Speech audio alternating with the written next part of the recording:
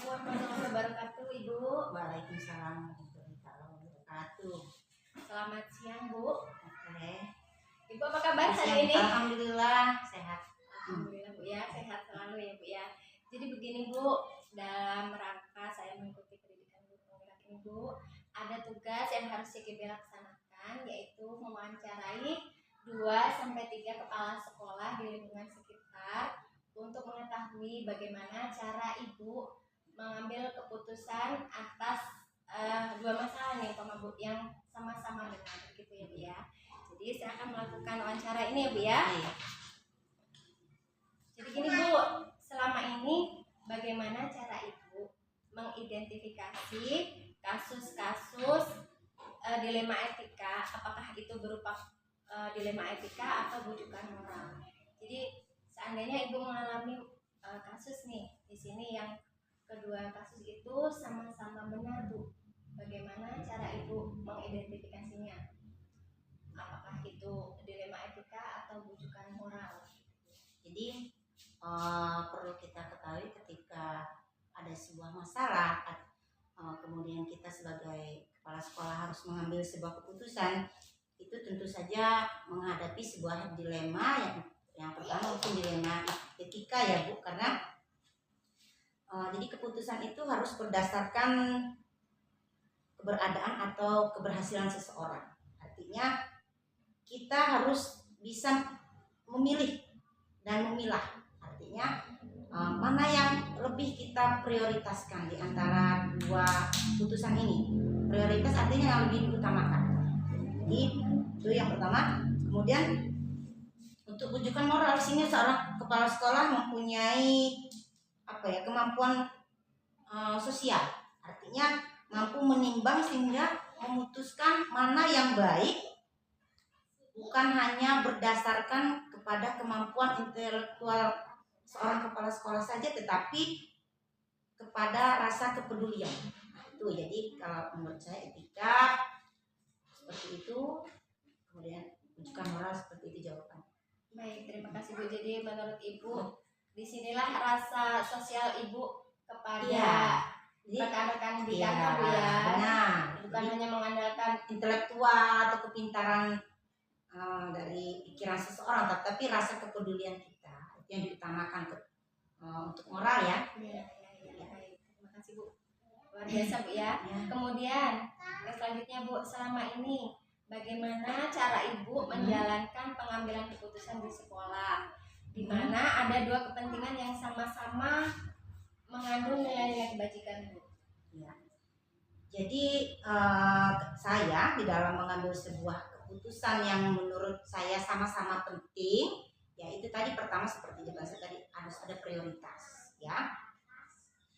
Jadi harus melihat dari sudut pandang saya, kemudian dampaknya ke masyarakat luas, ya, masyarakat ataupun ke sekolah saya atau ke guru-guru saya. Jadi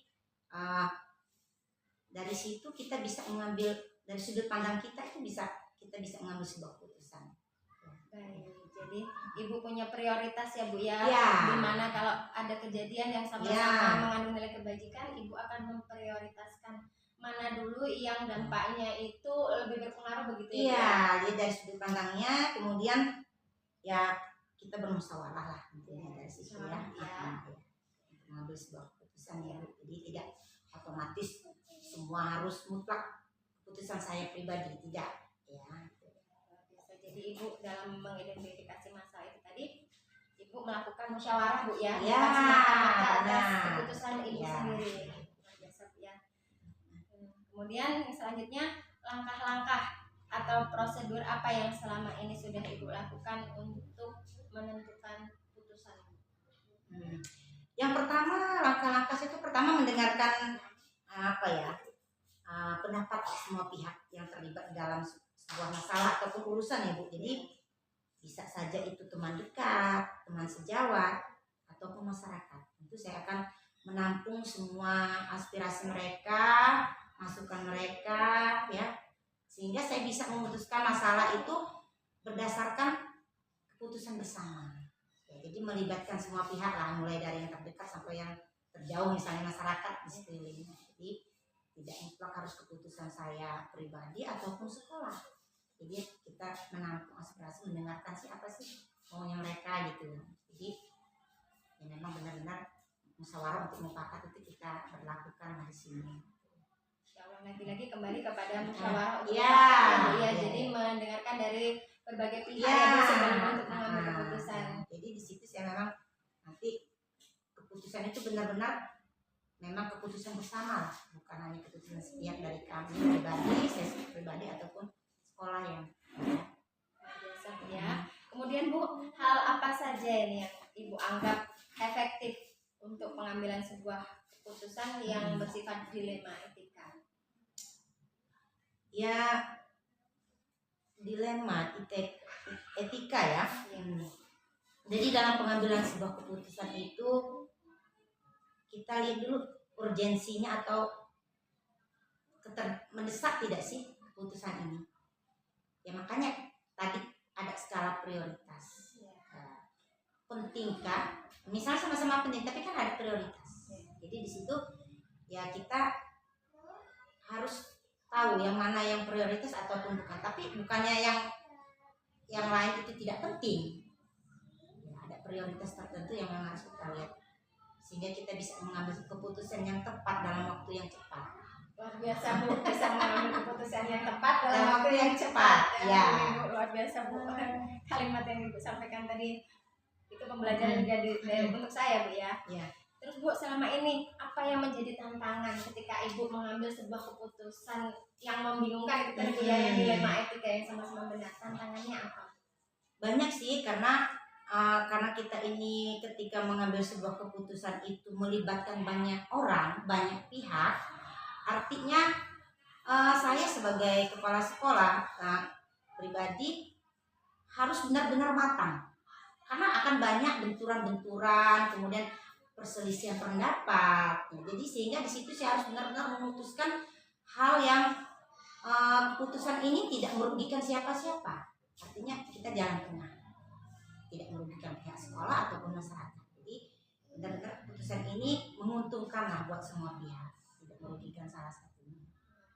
Jadi harus keputusan yang Ibu ambil tadi harus bisa mewakili harapan semua. Iya, mengakomodir semua kepentingan lah. Ya, jadi mulai dari sekolah sama di luar sekolah, khususnya masyarakat. Karena kita kan bekerja bukan hanya pihak sekolah aja ya Bu, perlu dukungan pihak-pihak tertentu, terutamanya masyarakat sekitar. Jadi kalau keputusan saya itu tidak tepat, merugikan salah satu pihak ya dilema juga buat kami, akan membuat masalah. Kemudian Bu, apakah ada jadwal khusus nih Bu untuk menyelesaikan permasalahannya atau Ibu serta-merta pada saat itu juga langsung bisa mengambil keputusan atau perlu jeda waktu begitu Bu? Biasanya. Jadi kita lihat dulu Bu, apakah masalah ini memang urgent saat itu harus kita putuskan? Ya, memang pada saat itu kita harus putuskan. Ya dengan melihat apakah itu memang harus saat itu diselesaikan, ya kita otomatis harus cepat menyelesaikan masalahnya ya Bu ya. Kita lihat dulu, jadi dalam mengambil sebuah keputusan itu perlu ya ketenangan berpikir, menghadapi situasi yang jelas. Karena kalau tidak tenang tentu saja kita akan merugikan keputusan kita buat semua pihak. Ya, jadi intinya lihat situasi lah kondisinya Bu ya. Jadi kalau memang harus saat itu saya harus mengambil keputusan, ya harus mengambil keputusan. Tentu saja saya akan melibatkan guru-guru saya, akan meminta pendapat. Tapi kalaupun memang keputusan itu bisa kita ibaratnya nggak terlalu urgent, ya kita minta waktu lah, misalnya rapat tertentu seperti itu. Jadi kita lihat situasinya urgent atau tidak terlalu urgentnya lah. Jadi dilihat dulu Bu ya masalahnya. Jika memang masalah itu harus mendesak, harus akan menindaklanjuti gitu lah ya masalah itu. Tapi kalau memang ya bukannya tidak urgent tapi tidak mendesak waktunya, ya kita bisa minta waktu. Kemudian ya mungkin kita akan panggil pihak yang terlibat gitu misalnya. Bersama. Ya oke. Selanjutnya Bu, adakah seseorang atau membantu Ibu dalam mengambil keputusan dalam kasus dilema ini? Ya, karena tadi ketika saya mengambil sebuah keputusan ketika ada masalah, tentu saya tidak bisa mengambil keputusan sepihak, Bu, atau keputusan saya sendiri.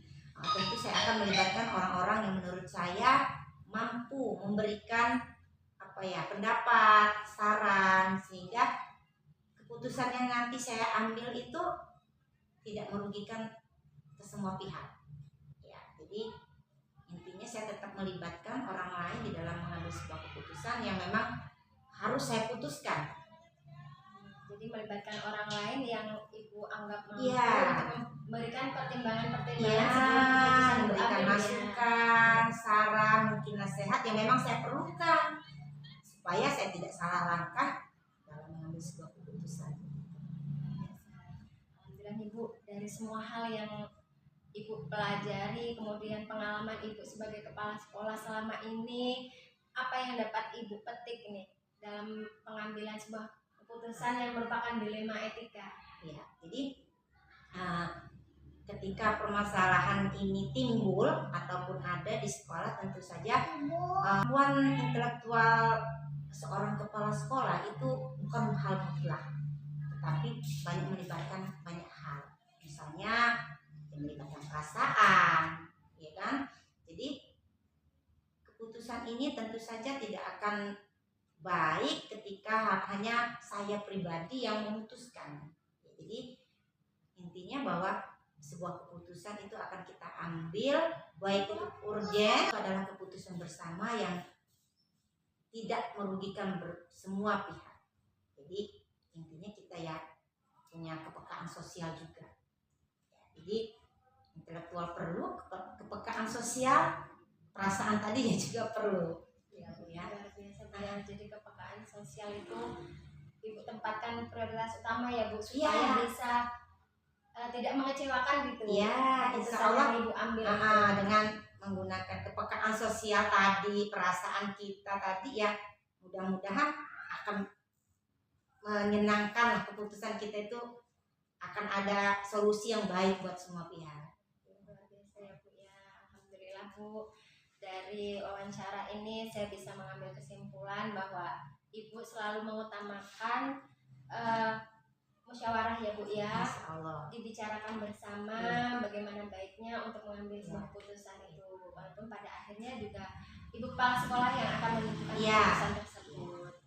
Terima kasih Bu atas waktu yang diluangkan. Semoga ini bisa menambah ilmu saya, menambah pengalaman saya untuk nantinya dapat saya terapkan begitu ya Bu. Amin. Amin. Sudah lulus nanti gitu.